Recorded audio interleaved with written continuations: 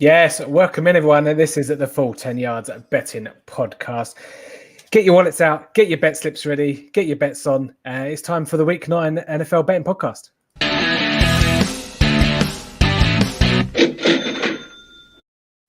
Yes, indeed. It's time to win you some cash.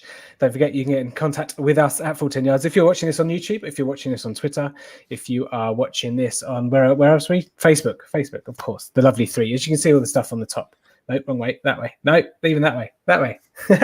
Above Adam is where you can find all the Full 10 Yard stuff if you want to get in contact with us. Obviously, joining me as always, Mr. Adam Wolford, Mr. Touchdown Tips. Adam, how are you doing, my friend? I'm really good, mate. Yeah, tiring day. Work's obviously getting busier and busier, and now it's lockdown again. We're going to be delivering parcels, millions of parcels every day up until Christmas. So, yeah, could have done without that, but, life goes on.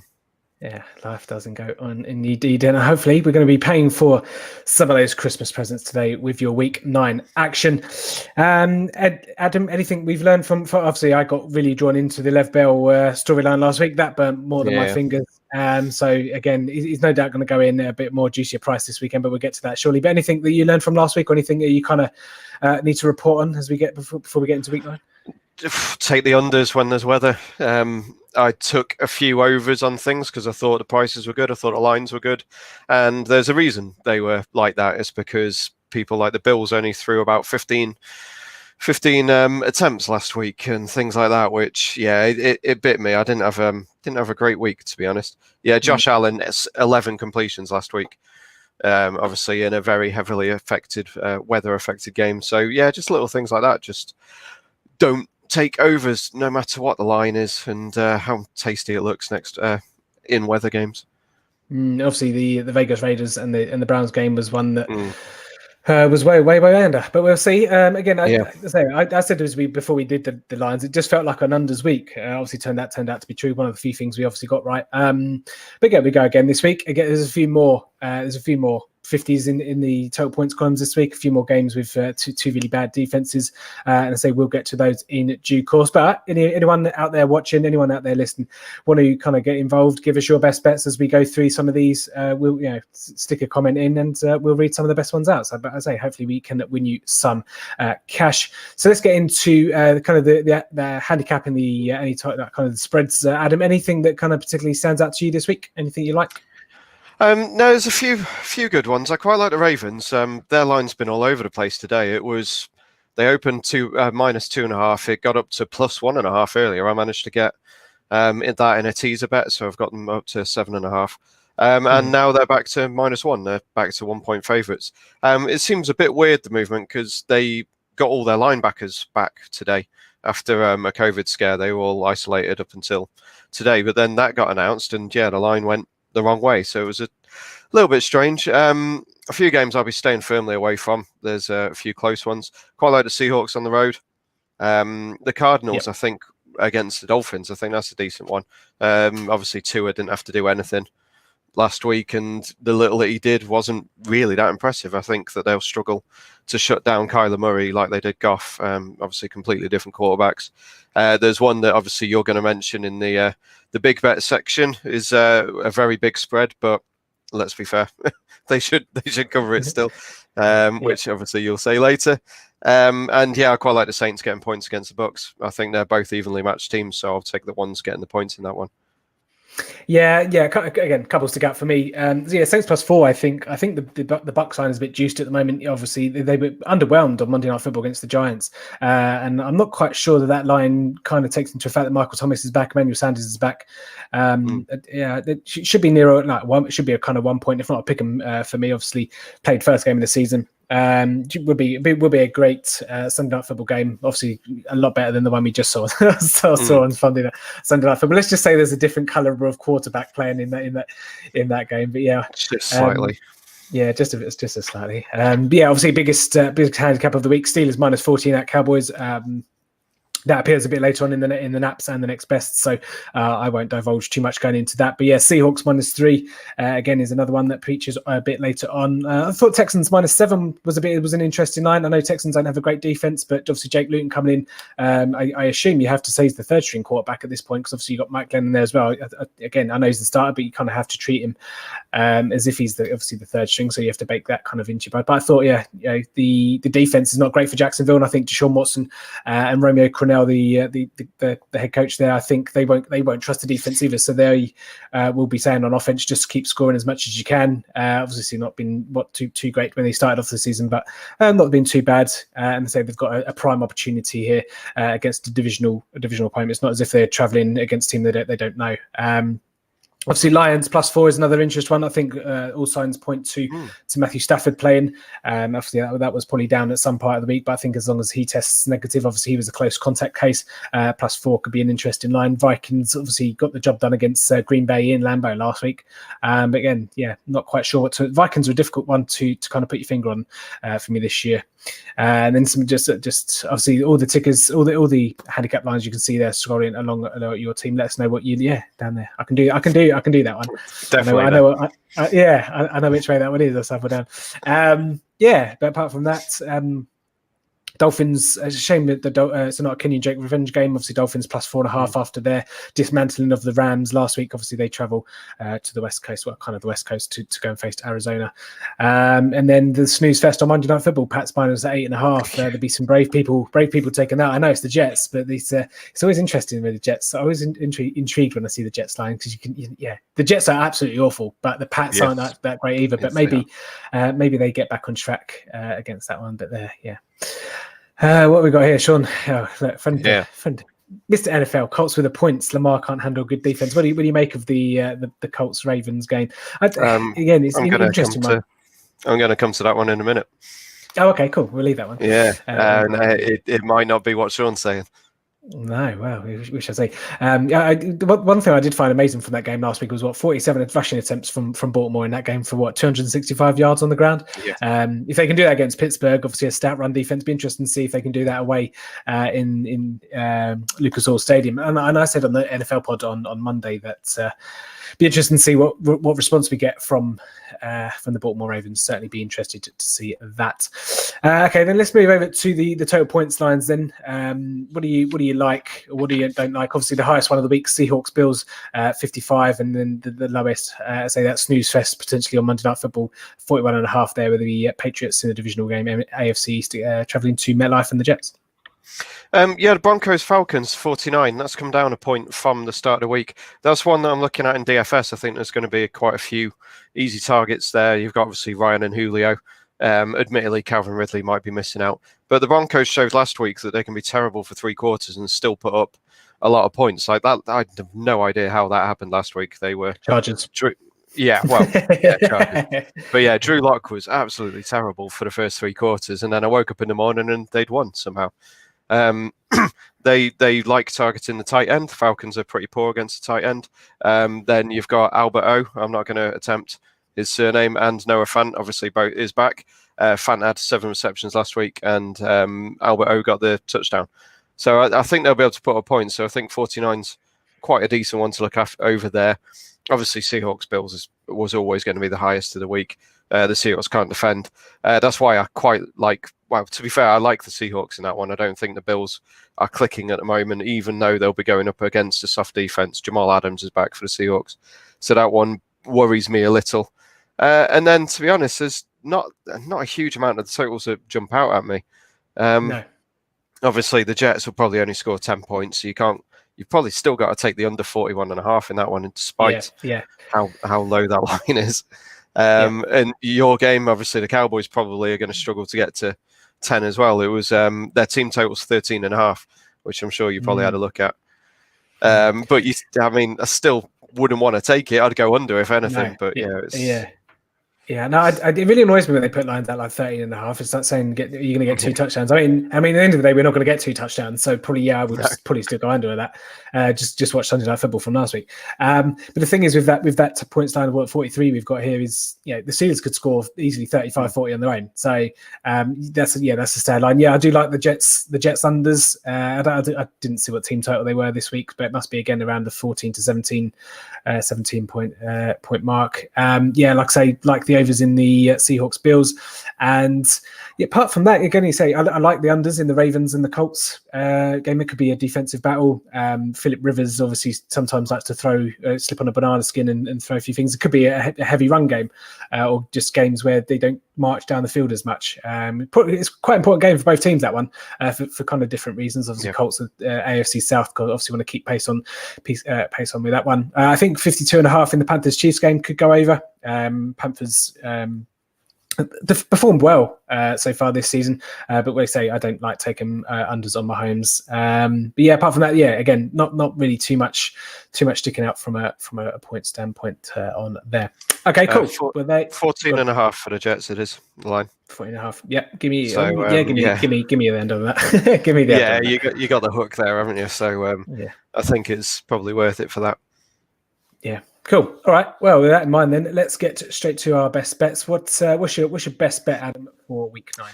Yeah, as I say, I'm going against Sean's advice here with the Ravens. I'm happy to take anything here, even on the Ravens. You can get 10 to 11 on the money line for them at the moment. As I say, the line's been all over the place. The linebackers are back fit. Marlon Humphrey is probably still out. I'm pretty sure he's still out at cornerback. But the Colts, they're a frustrating team. I can't really judge them because their defense is okay. They've played pretty poor opposition so far, and the Bengals put up nearly 30 points on them. So if the Bengals can, admittedly, Leonard was out for that one, and he'll be back for this one. But as you said, the Ravens put up 265 yards on the ground against the Steelers last week. The Colts run defense isn't as good as the Steelers run defense. So I'd imagine they'll try and do that again. The Colts, on the other hand, their run game is awful, given that it's going behind that brilliant offensive line. Jonathan Taylor's not been doing it, and the Ravens have got a good run D as well. I think they're still top 10. Philip Rivers is as likely to throw an interception as Lamar Jackson is, in my opinion. He's actually looked all right, but he uses the tight ends a lot. The Ravens have only given up 54 yards a game to the tight ends, 4 touchdowns in the 7 games so far. So I think they should be able to slow the Colts down, and I can't see the Ravens losing two games in a row. Admittedly, Lamar Jackson was not very good, and he hasn't been very good this season. He could have had 4 interceptions against the Bengals. He was lucky to get away with just the 1 in that game. But I just don't think the Ravens are going to lose 2 in a row. So 10 to 11 on Ravens money line. Yeah, it's an interesting one. It's like I say, they're probably the better team. The Ravens, they've got the better players, and again, you've got a quarterback. Although he's obviously had his critics this season, not played to his MVP standard. I'll take Philip Rivers over Lamar Jackson. Come on, Tim, get a grip here. Bloody hell! I will definitely take Lamar Jackson over Philip Rivers. I just think the Colts always have a likelihood that they will just slip up and just lay an absolute goose egg. Yeah, so it's a stay away game for me personally. But if you had to put a gun to my head and give me a team to pick, I'll take the Ravens as well, just because I think a lot of people would have been watching that game last week. I think they would have been hurting a little bit, the Ravens. And if it wasn't for the turnovers, I mean, it's kind of like watching Dallas at some point, wasn't it, with all the turnovers? But if it wasn't for the turnovers, and maybe say the coin was landed on the other side, the Ravens come out with that one because they did. Yeah, they were the better team. Yeah, absolutely agree. Obviously, traveling this week. Obviously, home comforts last week, but yeah, it certainly will be interesting to see if they can get the job done. So let's go to my nap then. So my nap is I've flipped and flopped over what one to go with. They're both in the kind of the Seahawks game. So I've put both up here on the screen, as you can see. Seahawks -3 and over 55 points. It's in Buffalo. Obviously, it's not going to be the same weather as last week. It's going to be sunny. It's going to be 60 odd degrees. Perfect football conditions. I actually wrote this game up on the Full10Yards.com website for the game preview. So go and check that out if you want a bit more colour between the lines for that one. But Seahawks, just a class outfit. Bills defense is not great, but then again, you've got all the makings for a shout here with Seattle's. You've got Seattle's defense is absolutely awful, and dare I say, they're just as bad as the Cowboys one. So what's a perfect tonic for Josh Allen and the Buffalo Bills, who have been stuttering the last couple of weeks? Obviously, a couple of losses, and they were not great. They were literally the ball fell in their lap last week against the New England Patriots. But the perfect antidote to get back on track is the Seahawks defense. Yes, Jamal Adams is coming back, but Stephon Diggs, John Brown, and Zach Moss, and who's the other one? Devin Singletary, and especially the run game, I think will get going in this one. And I'm going to see a lot of points and a lot of chances to score long touchdowns in this one. DK Metcalf, Tyler Lockett, pick your poison. I know you'll get onto one of those shortly, Adam, for your next best. But if you decide to cover Tre'Davious White with one of those wide receivers, they're just Russell Wilson will just pick you off with the other one, with a sprinkling of David Moore, and then the tight ends as well. And then you've got no Chris Carson. He's obviously been ruled out for this one, so you're going to get another heavy dosage of DJ Dallas, who's around about evens for you anytime touchdown scorers if you want to go back to the well with him. But again, Travis Homer's going to be there as well. I think Carlos Hyde has also been ruled out for this one. What? There's talk that Alex Collins is going to be brought up from the practice squad for running God's back. sake. And to be fair, he's a decent running back. I think he'll do all right. He's the Irish dancing fella, isn't he? And he looked pretty good. What was this, 2017, 2018? Yeah, but I mean, DJ Dallas only did well last week because he got the touchdown. Volume. Travis Homer, the pass catcher, and they haven't got much else. So I'd be quite happy to see Alex Collins there, to be honest. God, but it stopped me back in DJ Dallas at evens, definitely. Yeah, no, that's a fair point. Yeah, and again, like Pete Carroll's and the Seattle running back room has just been, apart from outside of Carson, whenever Carson's gone down, or even when Carson's been there in previous years, it's been an absolute minefield to try and get.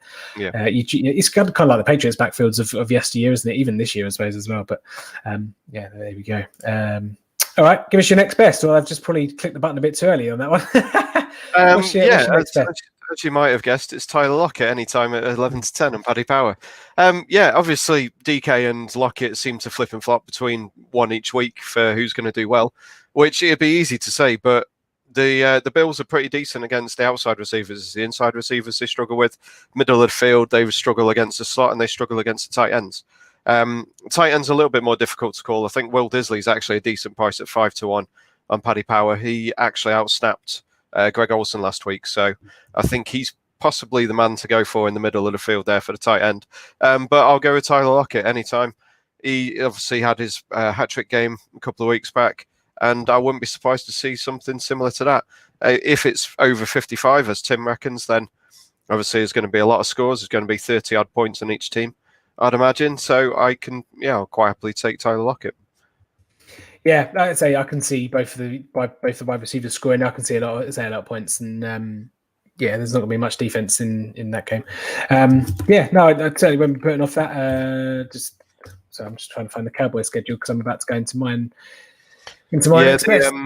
Just had a notification flash up with Sam Darnold's doubtful for Monday night with his shoulder, so that's even more reason to take the under 14.5 on the Jets, because if they've got Flacco back there, even if the Pats have given up, which I don't think they have, I think Bill will keep them going, then it's even more reason to take the under 14.5 on the Jets, and probably the it's 8.5 now. It's been rising all week for the Patriots. It was 7 at one point, I think. I wouldn't be taking that, but it probably should be them. Yeah, well, even more reason not to tune into Monday Night Football now, isn't it? But there we go. Much, yeah. No, I say. Okay, let's go to my next best then. So my next best is still it's 14 on. We've got 14 on the we had on the ticker, but you can actually get 13.5 on 365, and nice. Like this, give me the hook, give me the 13.5. I mean, I don't understand why this isn't near 20. Give me 20, I'll take 20. Look at the winning margins of the Cowboys' last couple of games. They've lost by 14, they've lost by 22, they've lost by 28, they've lost by 9, they've lost by 7. That was when we had Dak in for those ones as well. But the last three we haven't scored more than 10. We've scored 10 points. That's the highest we scored in 3 games, and we're going against a Pittsburgh team that has a good defense and has the offense is just going to rip us to shreds. And it's not as if we have Dak Prescott at quarterback. It's not even as if we have Andy Dalton at quarterback, because then you can make a case that Andy Dalton knows how to play the Steelers because he used to play them twice a year. But this is not even Ben DiNucci at quarterback. This is a Browns practice squad quarterback, Garrett Gilbert. I mean, we could insert jokes here about Browns quarterbacks over the last decade, but this is a practice squad one, and you're giving me 13.5 points. But even Dallas are at home. Give me 20 points for the Steelers. Easy next best for me, to be quite honest. I don't know why it's that low. I don't know what your thoughts are. Garrett Gilbert is the all-time AAF passing leader, I believe. So he's got that going for him. Yeah, great. This is the NFL. So just note on the line, it's minus 14.5 and 365. Was it? But okay, even still, I'm pretty sure you're still happy to take that. I'd just be worried about the Steelers playing down. They've not really done it this year, but they have a history of it. Steelers and Big Ben playing down to their opposition. So while I can see them obviously smashing the Cowboys and keeping them to 10 points, are they going to get to 24? Probably. But that would be my one kind of negative on that, which Sean has just said careful. That may well be alluding to that as well. So, that would be my only worry. I mean, if it was under 14, I actually have got it in a bet. I've got them on 13.5 with the Texans 6.5. So I definitely can't argue with you. And obviously you're the Cowboy fan, and I've messed up going against you before with against on the other side of it. So and Zeke might be out as well by the sound of it. I was just about to. That's the cherry on top. And I mean Pollard looked good in relief of Zeke last year. Yeah, Zeke last week. Zeke dealing with obviously with a hammy. We'll get to Tony Pollard shortly in a minute as well, because there's a juicy price ripe from picking from the apple tree there. I just don't understand why it's that high. It's that low, 13.5. I mean, Dallas won't, even if Dallas gets 14, right? And let's just say in a hypothetical world, Dallas gets 14. Pittsburgh are getting to 28, 30 easy, 38 easy. And yes, the Dallas defense played well better last week. Trevor Diggs had a nice couple of interceptions, and we managed to get to the quarterback. But that's Carson Wentz, who holds onto the ball longer than Ben DiNucci pretty much did. Carson Wentz and the Philadelphia Eagles are always going to let you do kind of crazy stuff like that. But I don't see what everyone else is seeing, and I haven't been wrong so far. So I'm just going to keep going and just give me 13.5. If it's juiced over to the minus a little bit, if it's like 8 to 11 or something, just stick it in an acca with something else, or even tease it with something else. But I mean, if you really wanted to do a teaser, do that in the Seahawks, and then we get 6 points for a teaser? Do 7 for the Steelers and do +3 for the Seahawks, and but something like that. But don't get it personally. But that's easily my next best for this week. Two standout games in terms of lines and points for me. Okay, let's get on to some anytime touchdown scorers. Then Adam, what do you like this week? Yeah, Albert Okwekbunam. Okwekbunam. There you go. 11-2 on Unibet/888. Obviously, I mentioned him earlier with the Falcons against tight ends, and the fact that he's only played 3 games and he's the second most targeted player for them in the red zone. So it's safe to say they're looking for him there. The Gus Bus 13-5 on Paddy Power score against the Colts. I thought that was a decent one with Mark Ingram out. Dobbins will probably get maybe between the 20s, and Gus will probably get the short stuff. Irv Smith 4-1. I mentioned him last week. The weather and Dalvin Cook obviously blowing up last week stopped him really getting the ball. He got targeted once, caught one. But I think he'll do better this week. James Robinson is 10-11 on William Hill for the Jaguars. I think he should get a fair dose with a rookie QB there, and the Texans being probably the worst run defense in the league. Obviously, Tyler Lockett I mentioned. Will Disley I mentioned, 5-1 on Paddy Power. And then last one I got there was Eno Benjamin for the Cardinals. He's the rookie running back, and with Chase Edmonds there as the main back, I wouldn't be surprised to see him get a little bit of work. So at 13-1, I thought that was a fairly decent price. And one that I just randomly saw someone's name yesterday, and it was for the Dolphins. Obviously, they have very few running backs left. I think it was Salvon Ahmed. Oh yeah, Salvon Ahmed. Yeah, I don't think it's Savlon because that was what I thought it was, and I was like, That's "There's no way." isn't it? Yeah, I was like, "There's no way he's called Savlon." I think it's Salvan Ahmed. I don't even know if he's going to play. Don't even know if he's going to get a snap. But he was 25-1, and I'm sure I read somewhere randomly just a headline of his name.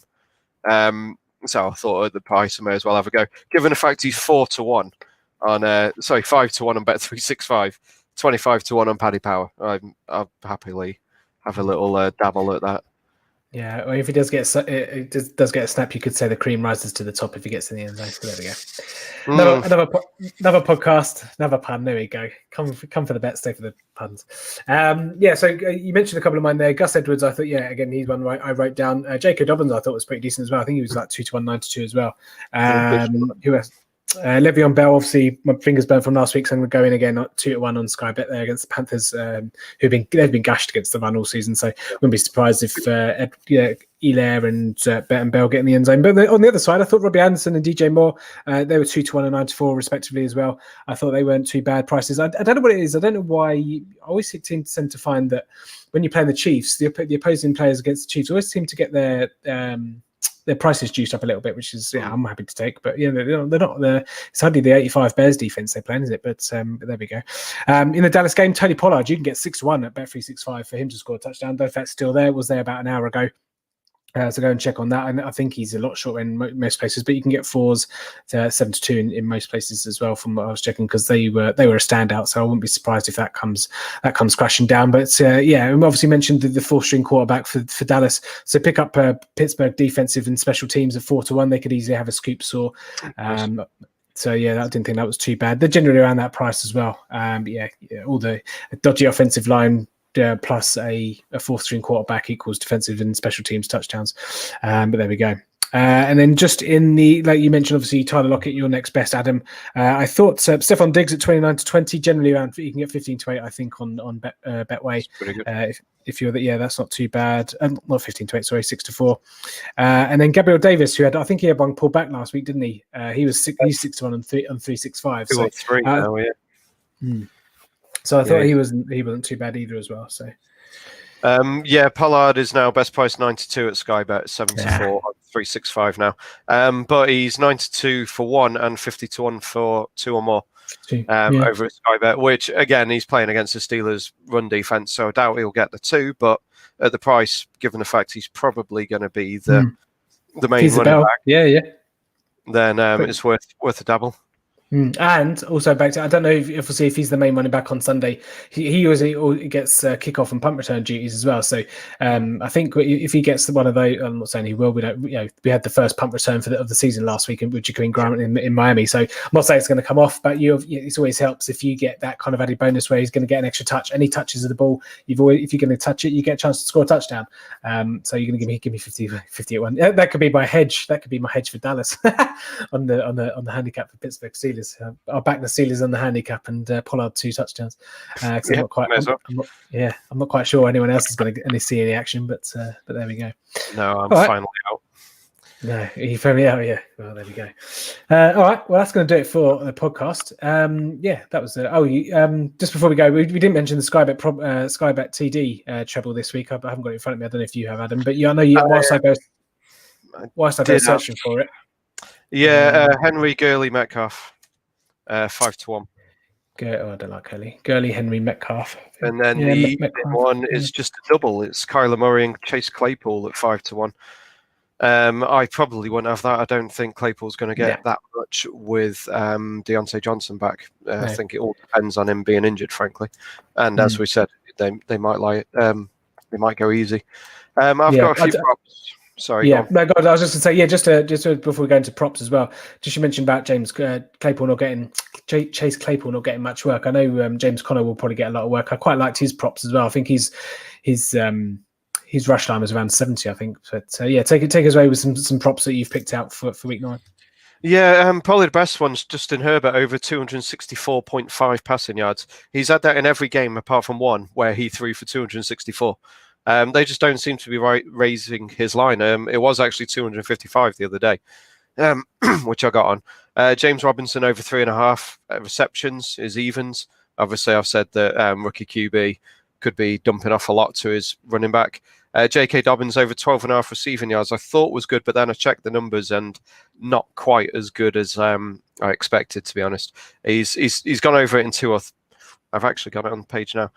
He's gone over, I believe, in 2 of his games. Last week he caught 1 for 8 yards. I just kind of have it in my head that he gets quite a lot, but obviously I'm wrong on that one. And then John Brown over 3.5 receptions. The weather last week killed that game. As I say, Josh Allen only had 11 completions, but John Brown normally when he plays a full game he gets 4 at least. So that was big plus money. That was 2.3, which I'm sure you can tell me what that is in 2.3, 13 to 10. Yes, 13 to 10. So yeah, that was my props. There we go. All right. Well, on that note, we will end the podcast there. Again, let us know at Full10Yards on the Twitter. Obviously, you can get Adam Good's work at Touchdown Tips on Twitter and tdtips.com. And again, come and take our money on DraftKings. Adam obviously sets up a couple of weekly contests. Just give us a bit more info of your any sign-up codes, and we can get your work. Yeah, my sign-up code, if you deposit $10, you get a free $10 as well, is dkng.co/TDTips. And then join my league. There's details on my website. If you click on the DraftKings link, you can join that, and then you'll get notified every time we have a competition. We had 2, I think we filled both the 20-man games last week, so 40 players on there, which is really good. Annoyingly, it only resizes up to 20, so that's why I keep it to that. It'd be great to have a 40-man contest, but it'd need to fill. So, yeah, I'll just stick to the 20s for now, and then that's what I think is £93.70 or something of prize money on offer for the top 3 that get paid. Always good fun, and I actually multi-entered some really cheap contests last week. I had 143 entries, like 10 cents a go, basically, just to see how it went. It didn't go well. No. Won't be doing it again this week. No? Not doing it again this week? I don't know if he's gone. No? Okay. Oh, yeah, maybe. Sorry, you lagged massively there. I didn't, yeah. Okay, there we go. Let's get out of it. So you can get Adam's good work. Usually his previews are Sunday morning, Sunday lunchtime. So make sure you go and check those out. Go give us your best bets at 14 Yards on the Twitter. You can obviously get me at Tim_Monk_FTMY. I have been your host. Hope you enjoyed the broadcast. For the people that have watched it, we will see you same time at the same place next week. So in the great words of Kevin Cadle, it's a bye-bye for now. A bye-bye.